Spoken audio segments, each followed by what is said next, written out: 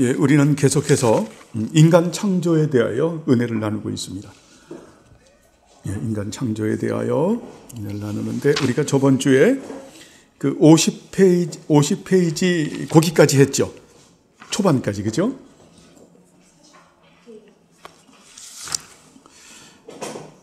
자, 50페이지에서 인간은 영원 불멸설이다라는 부분까지 공부를 했던.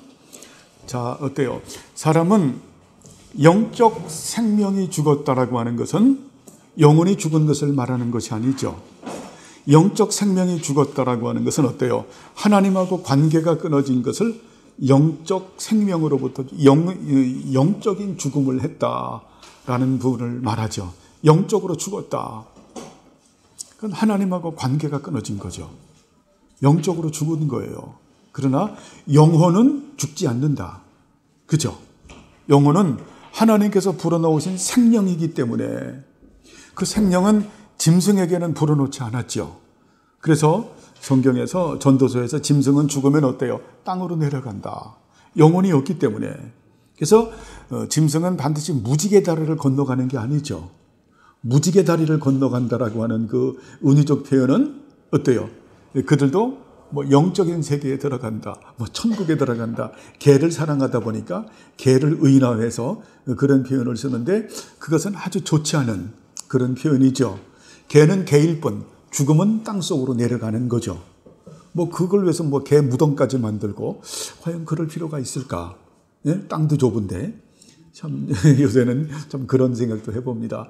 개를 사랑하는 건 좋지만 그렇게 의인화를 시켜서 마치 개 영혼이 있는 것처럼 말하는 것은 교리적으로 합당한 것이 아니고, 그리고 그리스도인들이 그렇게 생각하는 것을 하나님께서는 기뻐하지 않는다. 그래서 영혼은 어때요? 하나님이 불어넣은 생명이기 때문에 이것은 영원히 죽지 않는다. 그래서 예수님을 안 믿고 죽게 되면 어때요? 음부라고 하는 속에 들어가서 고통을 받으면서 예수님 재림할 때까지 기다리는 거죠. 예수 믿는 사람은 어때요? 예수 믿는 사람은 낙원으로 들어가는 거죠. 낙원으로 들어가서 거기서 쉬면서 예수님이 재림하실 때까지 기다리는 거죠. 우리 정경옥 우리 님도, 성도님도 지금 어디 계실까요? 낙원에 계시죠. 예수님 영접했으니까.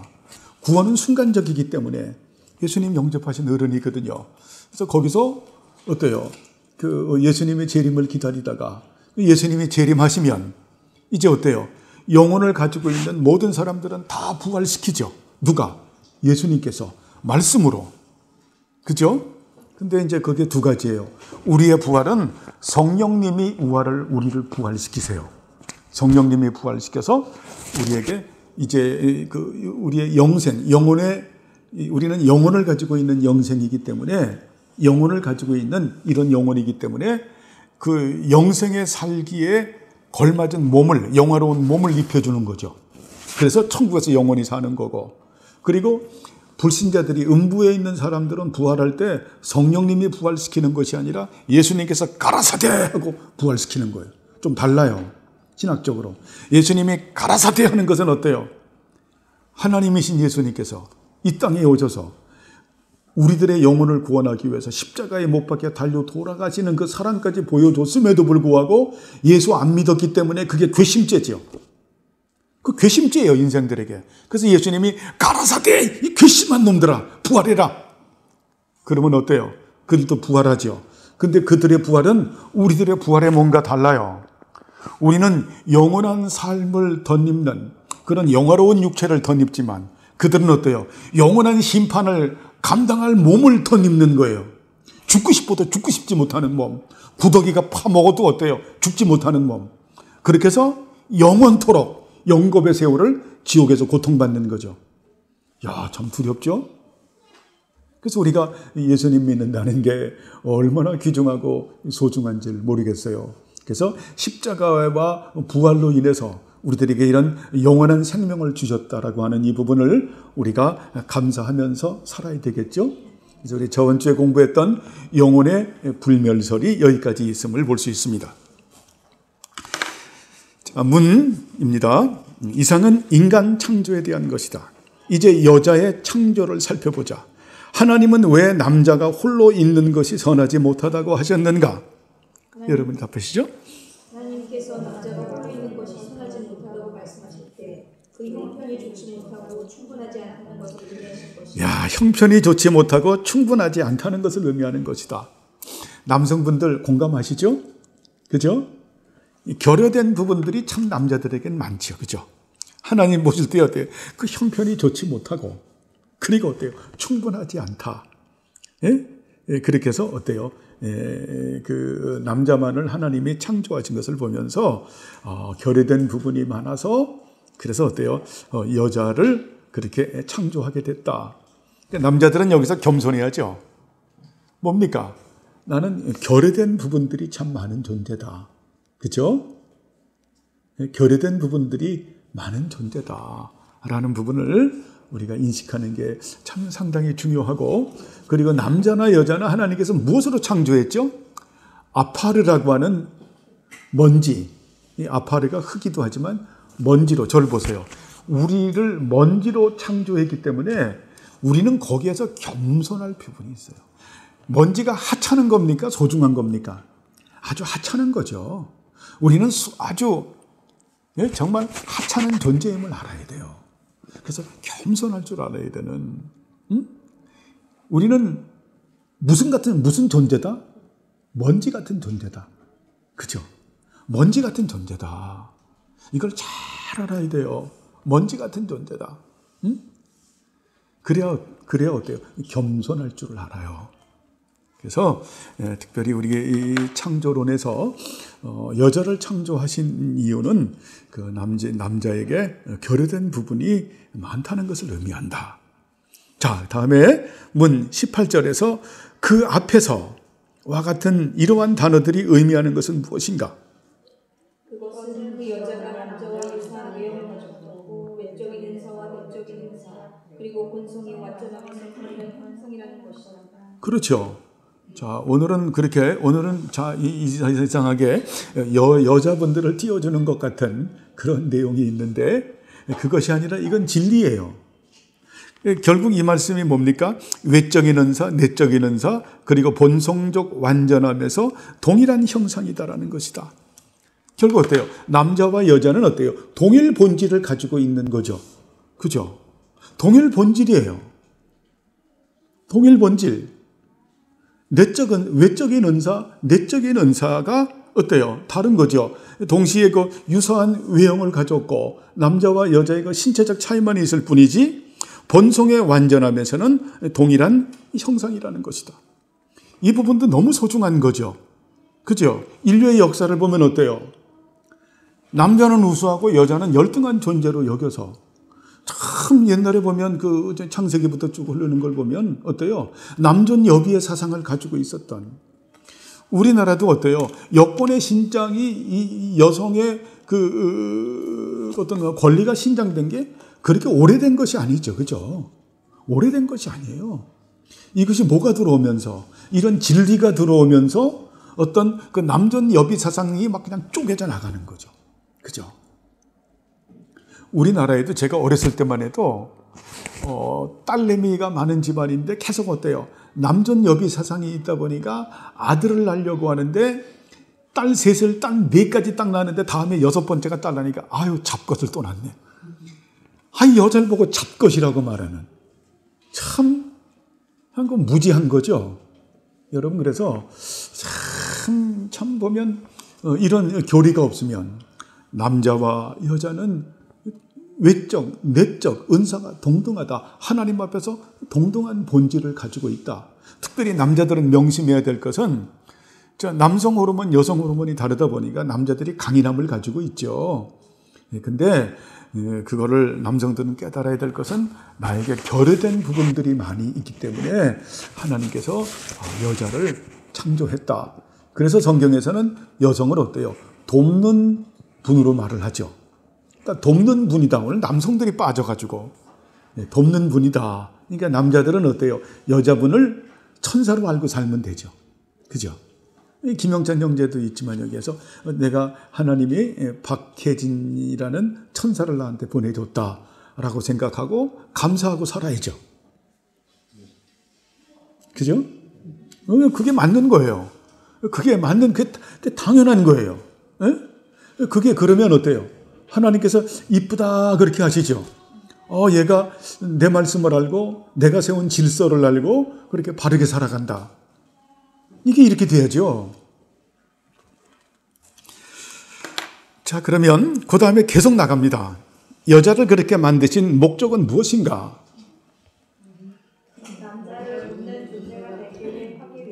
그렇죠. 여자를 그렇게 창조하신 이유는 남자를 돕는 존재가 되게 하기 위해서다. 이것도 되게 중요하죠. 자, 지금은 어때요? 하도 남자들이 못되게 굴다 보니까 그 남존 여비 사상이 있다 보니까 이제 어때요? 여성분들이 아주 우리가 더 당신들보다 우월하다라고 하는 사상이 뭐죠, 지금? 예?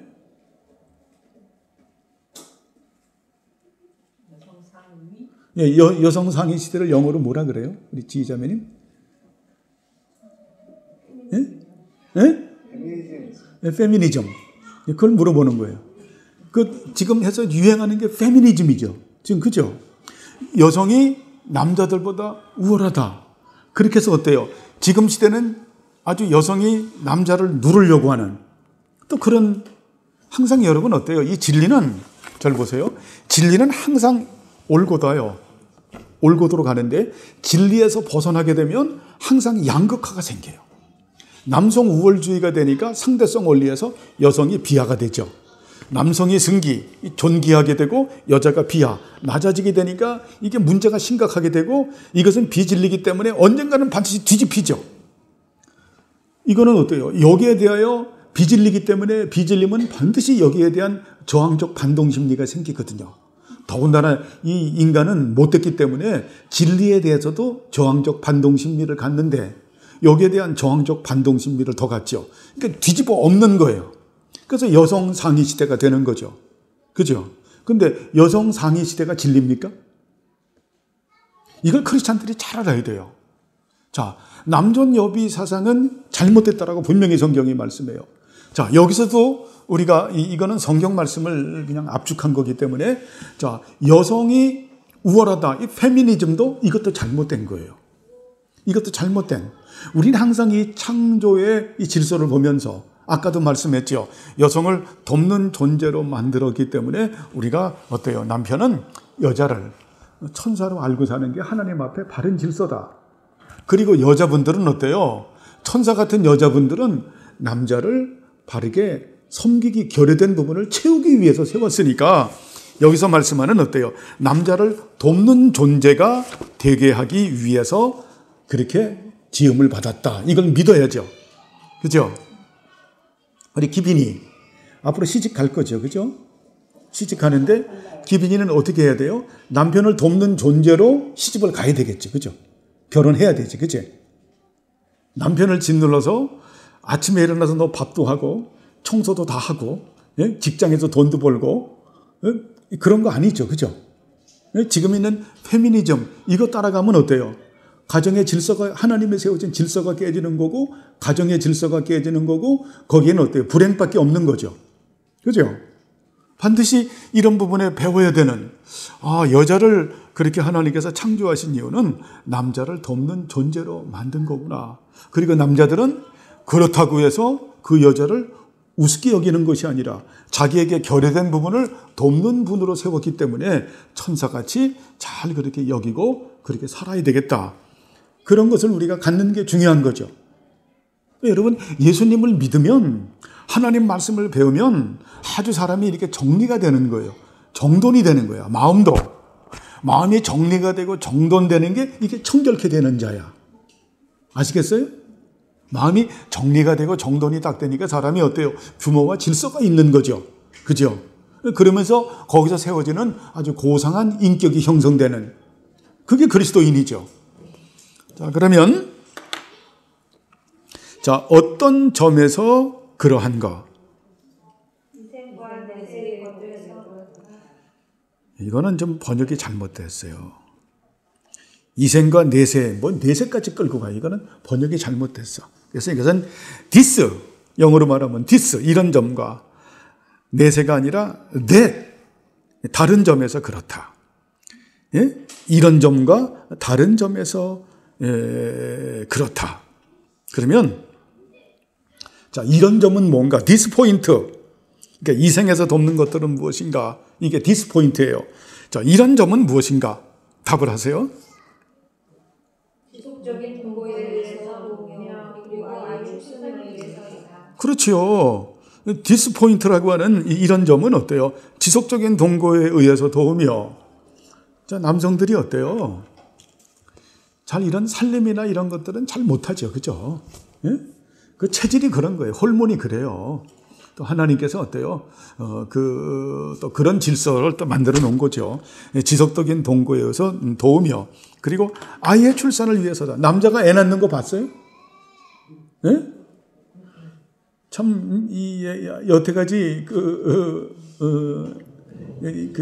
인류의 태초부터 지금까지 남자가 애 낳았다는 말을 한 번도 들어본 적이 없어요. 예?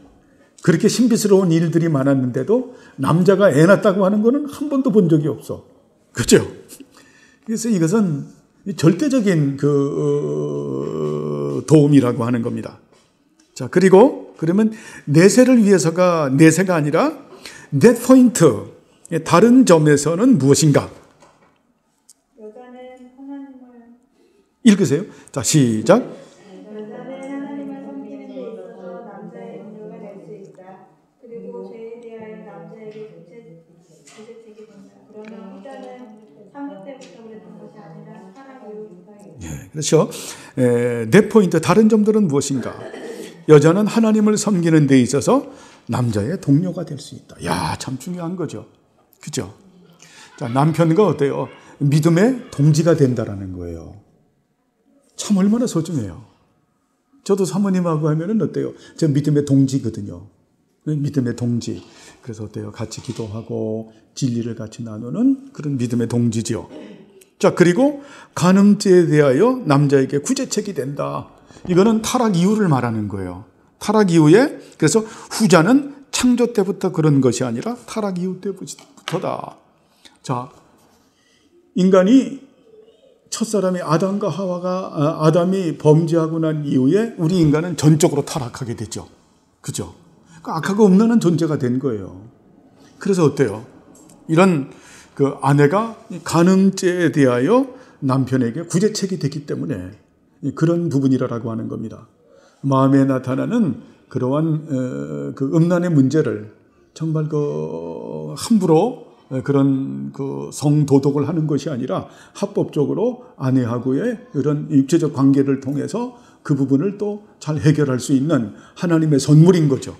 그죠? 하나님의 선물이다.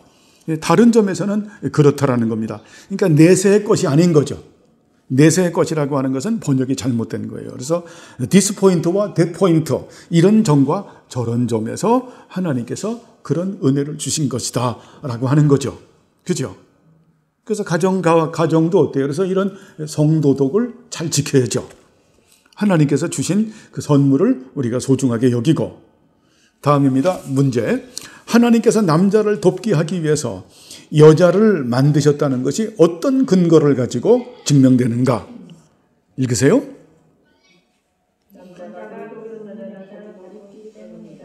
그래서 아담이 인류의 번성을 위해서 그의 본성의 조력자를 갖는다는 것은 가장 적절한 것이다. 자, 모든 다른 피조물처럼 남자가 그를 돕는 여자를 가지고 있기 때문이다.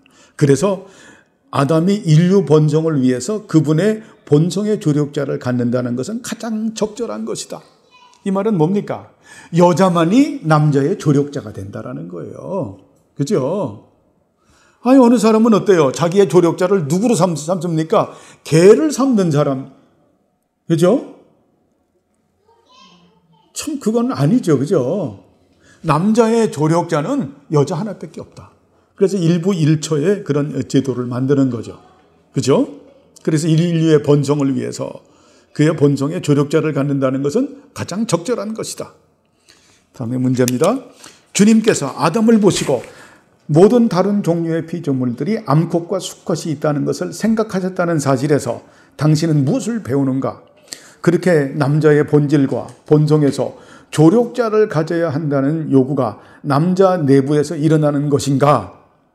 읽어보시죠.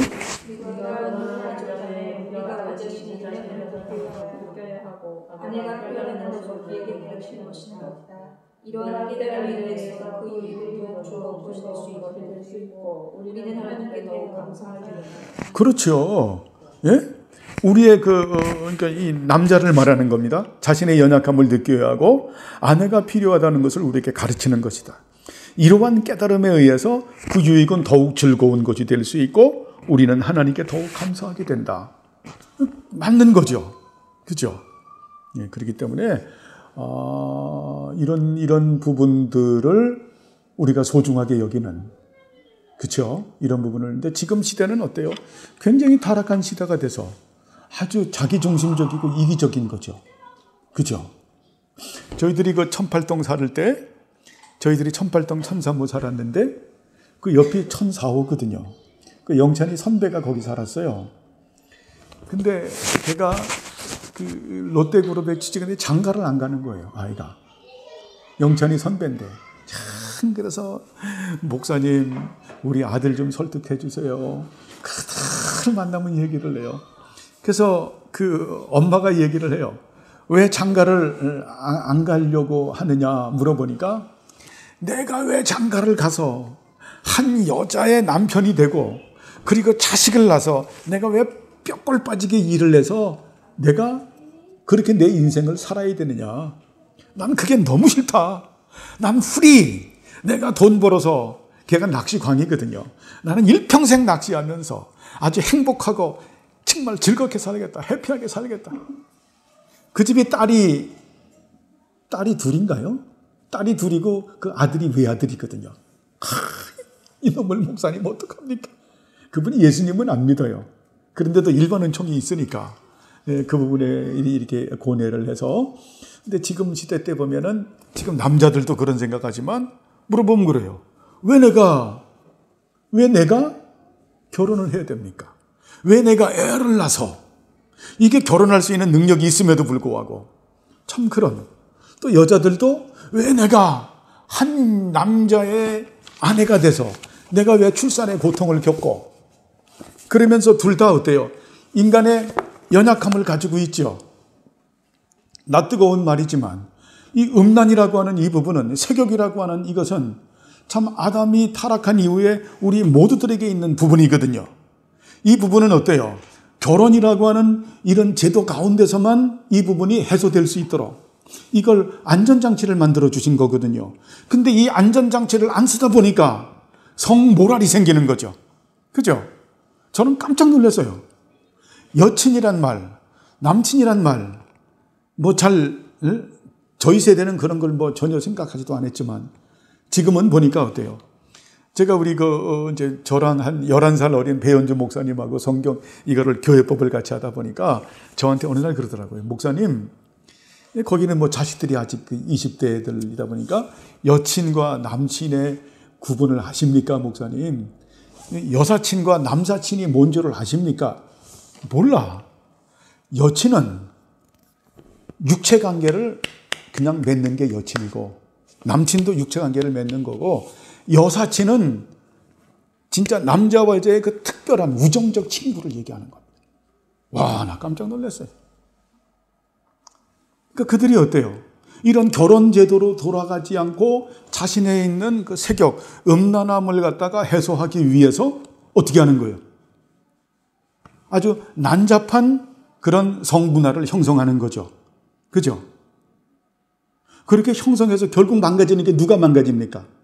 남자도 망가지고 여자가 망가지는데 특별히 여자가 더 망가지죠. 우리 기빈이는 이런 말 잘 들어야 되죠. 그죠? 그러니까 똑똑한 기빈이가 앞으로 남자친구가 생겼을 때 남친이기 때문에 이 세상 모랄을 따라가서 나도 남자와 육체관계를 자유롭게 맺겠다라고 하면은 하나님 말씀에 어기는 거죠. 그죠? 하나님 말씀에 불순종하게 되면 어때요? 인생이 불행해지는 거예요. 하나님께서 우리에게 말씀을 주시는 이유는 네 인생이 보람되고 네 인생이 아주 어때요? 그 행복한 인생을 살으라고 말씀을 주는 거거든요. 예? 또 풍요로운 인생을 살라고. 여기서 중요한 걸 하나 말씀하면 하나님께서 이스라엘 백성들에게 구원을 하고 난 이후에 그 다음에 언약을 맺으시고 십계명을 주시죠. 그죠? 자, 구원은 순간적이라고 말했죠. 그 출애굽의 그 은총, 예수님의 보혈의 은혜, 그리고 나서 하나님께서 언약을 맺거든요. 예수님 때문에 너는 내 자식이 되고 나는 너의 하나님이 될 것이다. 그리고 너는 내 백성으로서 살아야 되는 그런 율례와 법도와 규례와 계명으로 주는 게 율법이거든요. 이것은 쉽게, 이게 율법이라고 하는 것은 이걸 지킴으로 구원받는 게 아니죠. 이미 구원은 누구로 받는 거예요? 예수님으로 말미암아서 하나님이 우리 아버지가 되고 자식들에게 어때요? 네가 이 율법을 지킴으로 인해서 네가 더 아주 그 의미 있는 인생을 살고 네가 풍성한 인생을 살아갈 것이다. 이게 십계명이죠. 그 가운데 있는 게 뭡니까? 6계명이 뭐예요? 7계가 뭐예요? 간음하지 말라죠. 근데 이게 간음을 하고 살으면 남친이라고 해서 여친이라고 해서 결혼제도에 들어가지도 않고 파트너를 바꿔서 이게 난잡한 이런 성생활을 하게 되면 그 인생이 어때요? 인생이 풍요로워져요? 인생이 의미 있어져요? 그 결혼해도 이미 그게 성모랄이 망가졌기 때문에 계속 다른 여자, 다른 남자, 파트너를, 이게 뭐 짐승 새끼도 아니고. 그죠? 그러니까 이런 부분들을 우리 어른도 잘 배워야 되지만 우리 기빈이 이런 부분 잘 배워야죠. 그죠? 이 세상 가치를 따라가면 안 되죠. 그때는 우리 기빈이 아멘 그러는 거예요. 따라가면 안 되죠. 왜 대답을 안 해? 예? 예, 지금 부끄럽죠? 근데 이거를 해서 망가지는 거예요. 그래서 인생이 그냥 아주 처절하게 조각나버리는 거야. 예? 처절하게. 그렇게 돼서는 안 된다. 알겠죠? 이거 되게 중요한 거예요. 예? 이렇게 해서 인생이 망가지는. 참, 예? 이게 진짜 김동길 교수님이 있으면은 이게 뭡니까? 이게, 예? 그래서 지금 시대는 어때요? 악하고 음란한 시대인 거예요. 예수님 안 믿으면, 하나님 나라 속에서 살지 않으면, 세상 가치로 살면 망가지는 거예요. 망가지는 인생에 보람되지도 못하고 어떤 풍요롭지도 못하는 그런 인생을 살게 되는. 그래서 우리는 악하고 음란한 세상을 따라가서는 안 된다. 이런 결혼 제도라고 하는 이 속에서 우리가 어때요? 그런 성적인 부분도 이렇게 건전한 이런 성생활을 하면서 사는 것이 하나님의 선물이고 축복이다라는 부분입니다. 우리 이점선 어머님 맞지요? 그죠? 지당한 말씀이죠. 그죠? 하나님 말씀이 얼마나 지당한 말씀이에요.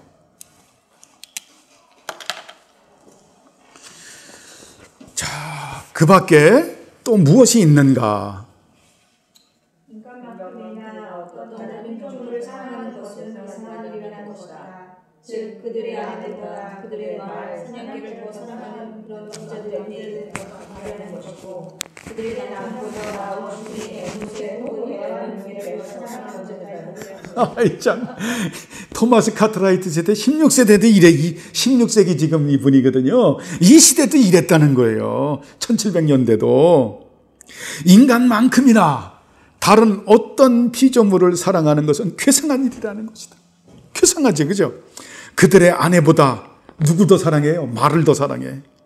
사냥개를 더 사랑해. 그런 남자들에 대하여 반대하는 것이고, 아내보다 누굴 더 사랑한다고요? 타고 다니는 말. 아내보다 누굴 더 사랑해요? 타고 다니는 개. 예? 아니, 사랑하는 애완견. 지금 어때요? 난 그런 사람 봤어요. 아내보다 자식보다 차를 더 사랑해. 그 차에다가 자식이 어때요? 그 초등학교도 안 된 그 조그만 애가 거기서 과자 부스러기 먹었다고 난리가 나는 거예요. 내 차에서 과자 삐. 아내보다 더 소중해요. 예? 아파트보다 자기 차가 더 비싸.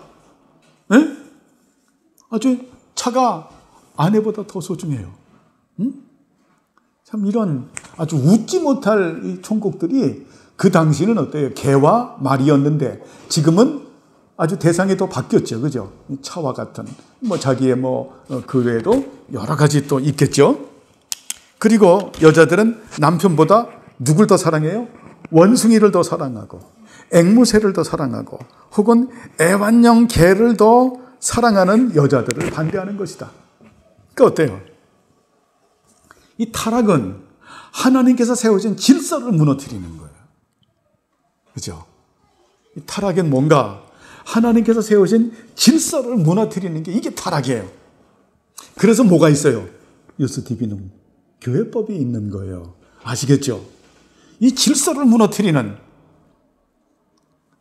이러면 안 되잖아요. 그죠? 응? 야, 요즘은요, 저는 보면 이 질서를 요새 무너뜨리는 것 중에서 저는 제일 기분 나쁜 게 개예요, 개. 우리 아파트에서도 우리 아파트 바로 앞에 공원이 있거든요. 개를 얼마나 위하고 아껴줬는지, 개에서 그냥 정말 개가 아니야. 걔는 완전히 애야, 애. 그러다가 그 품에 앉아 있었으니까 품에 앉아 있는데 얼마나 이쁜지 쳐다보면 그놈이 네가 뭔데 날 쳐다봐 하고 막 그냥, 이야, 정말 이게, 에? 왜 개를 보고 개라고 말을 안 하죠? 애라고 말을 하죠. 그죠? 우리 애가. 그래서 어때요? 옆집 순놈하고 다면 또 개사돈을 맺어가지고, 야, 정말 아주 그냥, 진짜 정말 아주 입에서 못할 말이 나올 정도로, 예? 이거는 뭡니까? 다 질서를 파괴하는 짓이죠. 하나님이 세워진 질서를. 그냥 개는 개일 뿐이에요. 어머님도 집에 있는 개가 개일 뿐이죠. 그죠? 예? 그냥 반려견이 이쁘지만 어때요? 그죠? 우리 손주, 딸, 손주보다 훨씬 비교가 안 되는 거죠. 그죠? 이쁘지만, 예? 그냥 반려견으로 그 정도지, 그거를 갖다가 자식보다 손주보다 더 사랑한다. 그거는 하나님이 세우신 질서를 깨는, 하나님께서 기뻐하시지 않는, 그죠? 예. 자, 다음에 아담이 자고 있을 때 그의 아내가 만들어졌다는 사실은 당신에게 무엇을 보여주는가? 그것은 주님이 그 아내를 주신 분이라는 것이다. 그리고 다른 착실한 방법들을 위해서 하나님께 기도하는 것 외에도 주님께 그리고 우리의 부모에게 특별히 주의를 기울여야 한다는 것이다. 부모는 그 점에 있어서 하나님 안에서 그를 지도해야만 합니다. 예, 그리고 주님이 그 아내를 주신 분이라고 하는 겁니다. 자, 아내를 누가 줬다고요? 하나님께서. 그리고 그리고 다른 착실한 방법에 의해서 하나님께 기도하는 것 외에도 주님께 그리고 우리 부모에게 각별히 기울여야 한다는 것이다. 부모는 그 점에서 하나님 안에서 우리를 지도해야만 한다. 이게 무슨 말을 하는 겁니까? 예? 이게 무슨 말을 하는 거예요? 기도할 때 외에는 아내와 분방을 하지 말아라. 그리고 어때요? 부모 의견에도 각별히 주의를 기울여야 한다고 하는 겁니다. 즉 어때요? 남편과 아내가 독립된 가정을 갖는다고 할지라도 어때요? 둘이 한 몸이 됐으니까 소중하지요. 예, 그렇지만 또 어때요? 부모도 소중히 여겨야 된다고 하는 이런 부분들이죠. 지금은 핵가족이 돼가지고 굉장히 아주 이기적인 것으로 많이 나가는 이런 부분들은 바람직하지 못하다. 그렇죠? 예, 그렇게 해서 정말 서로 이 부부가 인격적 관계를 맺고 인격적 관계를 맺는 그들이 어때요? 또 부모도 잘 이렇게 섬기는 이러한 질서를 우리가 올바로 또 이렇게 세워야 되겠죠. 오늘 여기 마치겠습니다. 지금이 2시 10분밖에 안 됐죠. 자, 왜 주님은 남자의 몸으로 여자를 만드셨는가? 그들 사이에 이루어져야 할 더 밀접한 결합을 보여주신 것이다. 그리고 또한 사도가 이에서 주신 것과 같이 여자보다 우세한 남자의 화감을 보여주는 것이다. 자, 그래서 어때요? 그 아담이 잠이 들게 하고 아담의 갈빗대를 하나 뽑아서 여자를 만든 거죠. 그죠? 그들 사이에 이루어져야 될 더 밀접한 결합을 보여주는 것이다. 그죠? 이 갈빗대. 이걸 가지고 옛날에 핸드릭슨이라고 하는 신학자가 그랬는지 아주 그 책에 보면 아주 재밌게 썼어요. 절 보세요. 하나님께서 남자의 갈빗대를 가지고 여자를 뽑은 것은, 여자는 네 발에 밟힐 존재가 아니다. 발뼈로 안 만든 거는 네가 여자를 밟아야 되는 존재도 아니고, 머리뼈를 뽑아서 하는 것도 여자가 네 머리가 되는 것도 아니고, 갈비뼈를 뽑은 거는 심장과 가까운 부분이기 때문에 아내는 네가 사랑해야 되는 존재다라는 부분을 드러내기 위해서 하나님께서 특별히 갈빗대를 뽑아서 여자를 만드셨다. 아주 재밌는 해석이죠.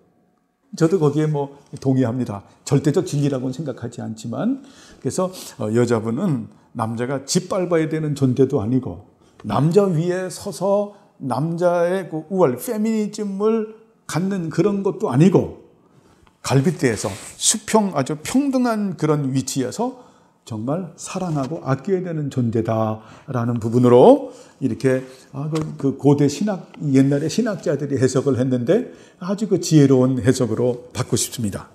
자, 그리고 사도가 이에 관하여 진술한 바와 같이 여자보다 우세한 남자의 탁월함을 보여주는 것이다. 여기서도 좀 해석해야 되는 부분이 있죠. 여자보다 우세하다. 자, 여자분들에게 질문할게요. 남자가 여자보다 우세합니까? 우리 박지희 자매님, 지희 자매님.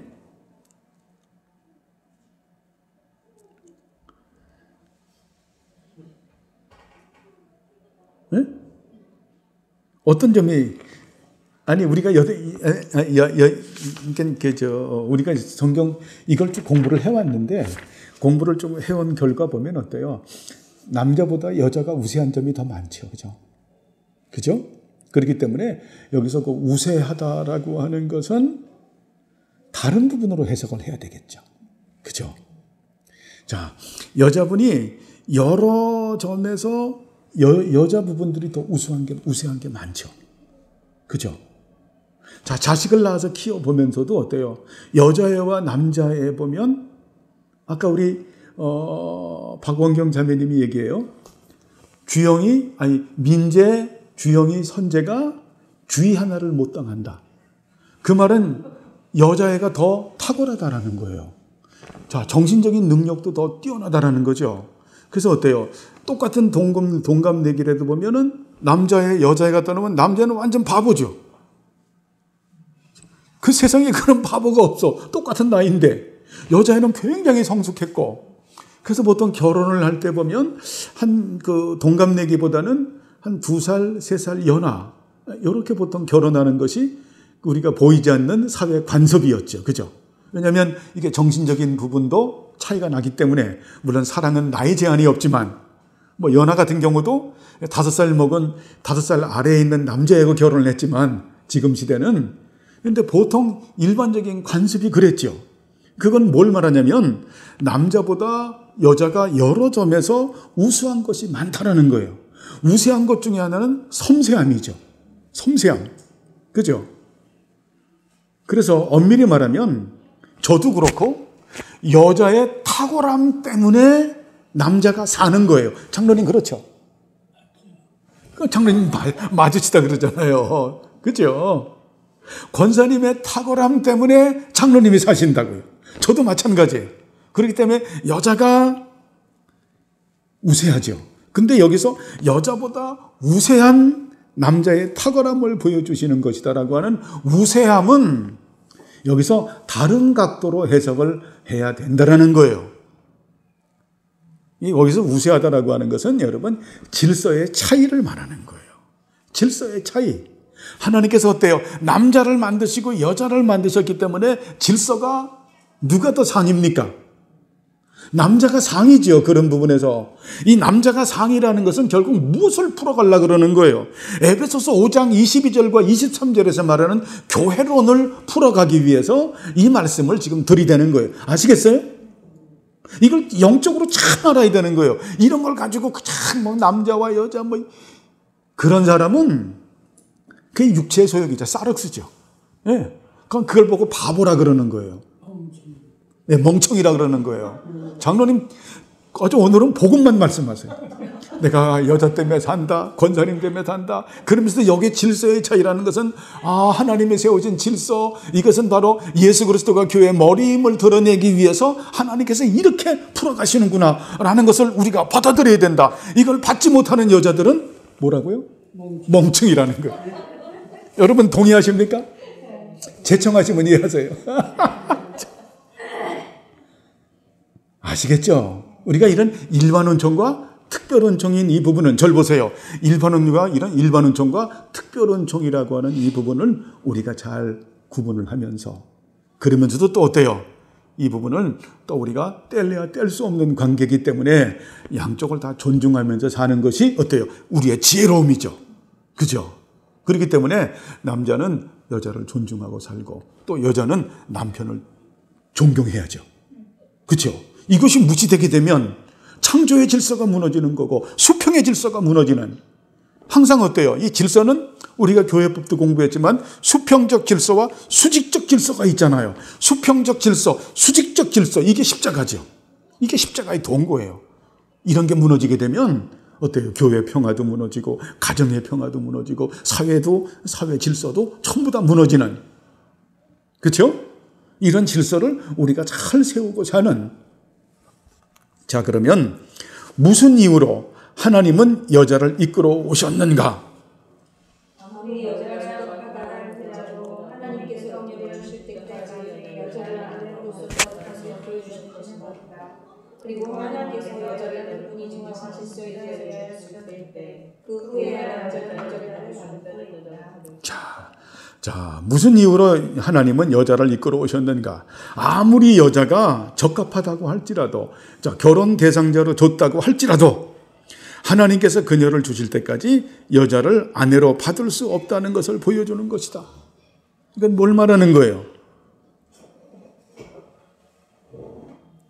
우리 기빈이가 20살이 지났나요?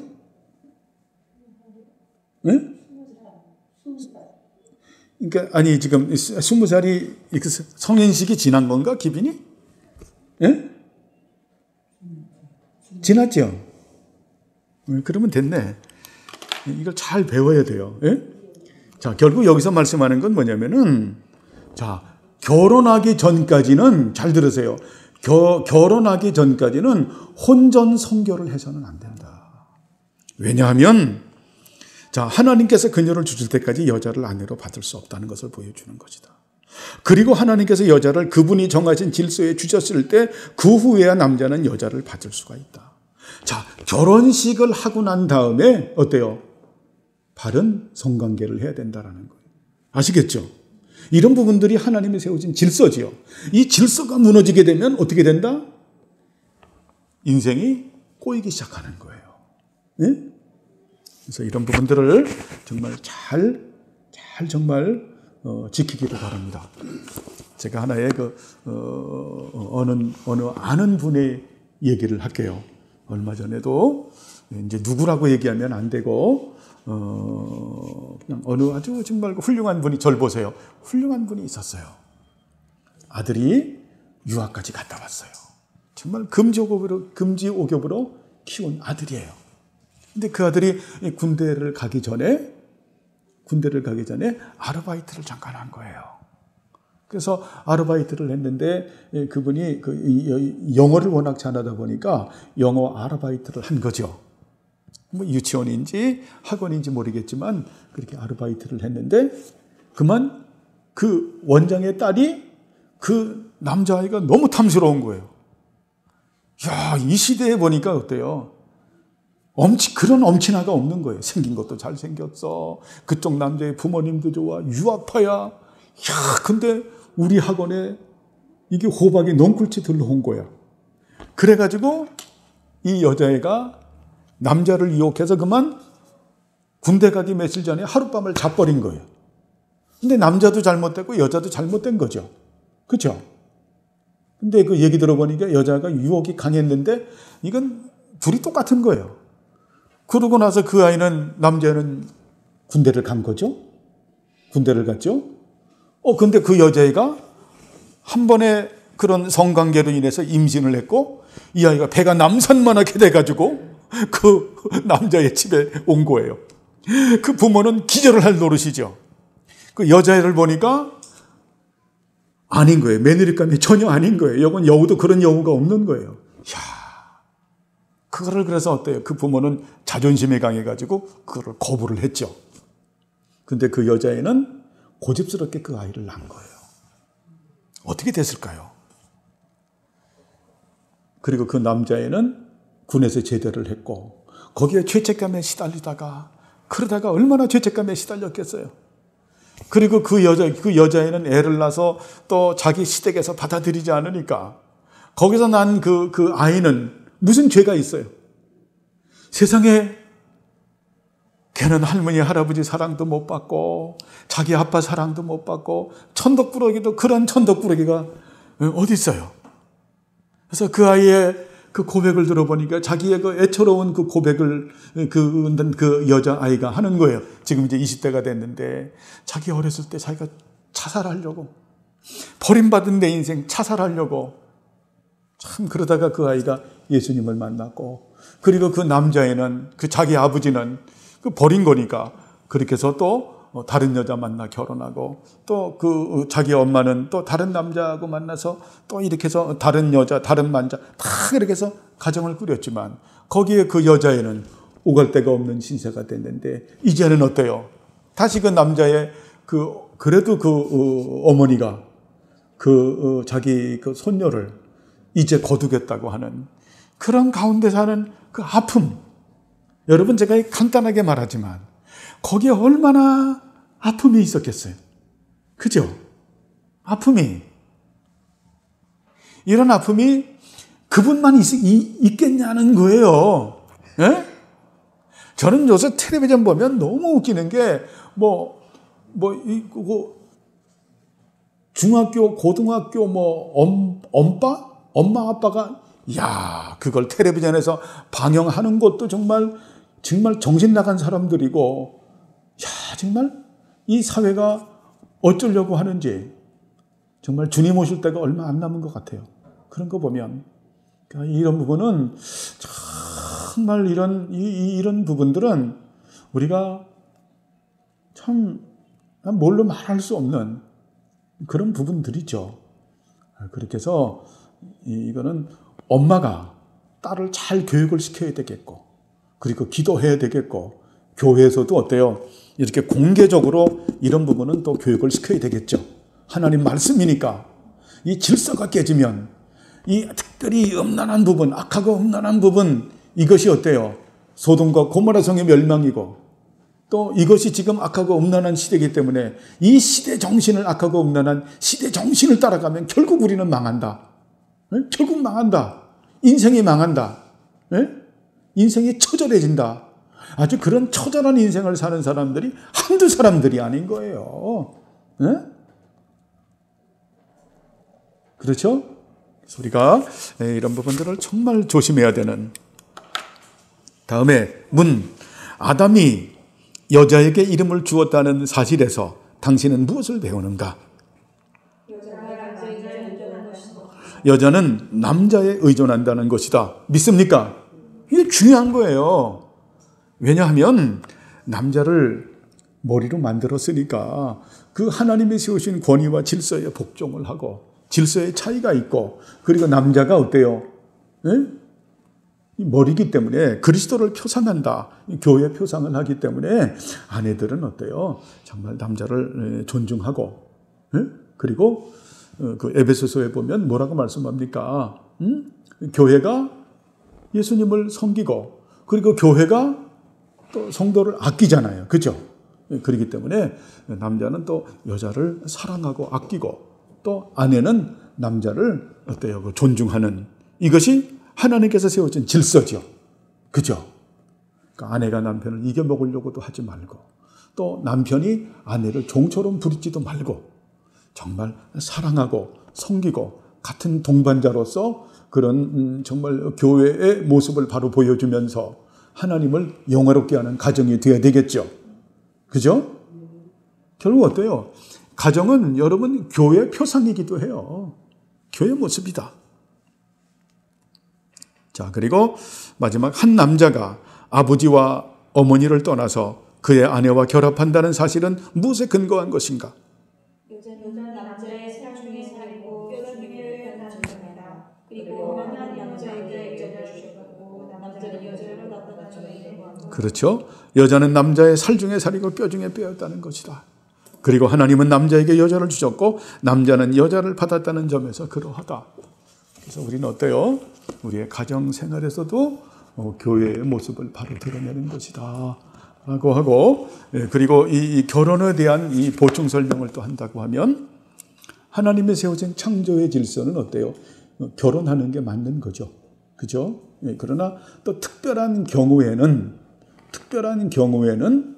또 어때요? 사도 바울이 고린도 교회에 향해서 하셨던 말씀, 특별한 경우, 참 이런 경우는 어때요? 특별한 경우죠. 특별한 경우에는 자, 혼자 살 수도 있다라고 하는 겁니다. 그것은 하나님이 주신 은사에서 그렇게 되어지는 부분들이죠. 그렇죠? 그러나 원칙은 일부 일처제가 원칙이고, 그리고 지금 악하고 음란한 시대에 우리가 결혼을 위한 결혼을 해서는 안 되죠. 그죠? 자, 내가 결혼을 하고 싶다라고 해서 자, 예수 믿지 않는 여자와 결혼하게 되면 일평생 불행하죠. 자, 남편도 마찬가지예요. 예수 안 믿는 남자하고 결혼해서 정말 행복하게 된 사람이 아무도 없어요. 제가 말하는 행복은 영적인 행복을 말하는 거예요. 균형 잡힌 그런 부분들이 없죠. 그런 부분들이 없는, 그래서 우리가 결혼을 위한 결혼을 해서는 안 되고, 결혼은 무조건 하나님의 영광을 위해서 결혼해야 될 것이고, 또 결혼한 가정은 정말 그 남자는 교회의 머리가 된 예수님처럼 하나님 말씀을 열심히 공부하고 잘 또 가르치는, 그래서 그 아까 가정을 잘 다스리고, 또 아내는 어때요? 교회가 예수님을 사랑하듯이 잘 섬기고 사랑하는 아름다운 가정을 만들어서 정말 바른 교회의 모습을 세상에다 보이는 게 우리에게 가정을 주신 목적이죠. 그죠? 이것이 교회론으로 맞춰져야 되는 거예요.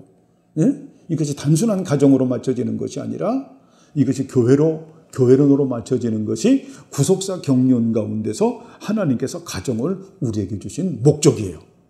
근데 이렇게 끝맞춰지는 경우가 너무 드물죠. 그죠? 어떤 분들은 그래서 그 교회보다 가정이 먼저 세워진 이런 식으로 아주 또 끌고 가시는 분들도 있는데, 이런 경우에는 하나님의 거룩한 경륜을 모르는, 그래서 우리가 바른 가정을 세워서 바른 교회의 모습을 드러내는 우리 주명교회 성도님들이 되시기를 간절히 바랍니다. 예, 기도하시죠. 하나님 아버지여, 감사를 드립니다. 우리를 사랑하셔서 이제 정말 그 창조론을 공부할 수 있도록 은혜 주심을 감사합니다. 주님, 이 말씀을 우리의 생각에 기록하고 마음판에 새겨서 하나님께서 원하는 우리가 바른 질서의 삶을 사는 우리 모두가 되게 하옵소서. 감사드리오며 예수님의 이름으로 기도드리옵나이다. 아멘.